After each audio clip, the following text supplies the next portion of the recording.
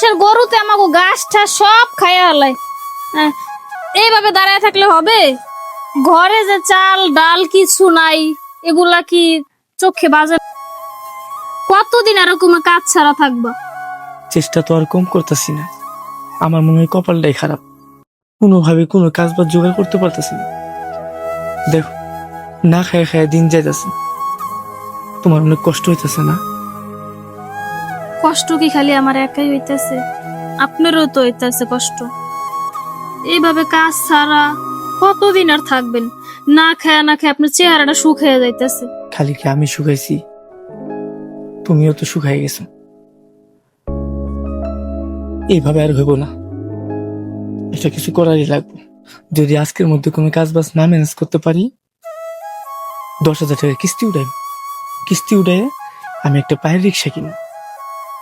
আমি আমি পায়ের রিক্সা চালাই, তাও তোমার কষ্ট দিব না। আল্লাহ আমাগরে যেভাবে রাখছে ভালোই রাখছে। যদি দুইটা ডাল ভাত খাই আমরা বাঁচতে পারি, শুকুর আলহামদুলিল্লাহ।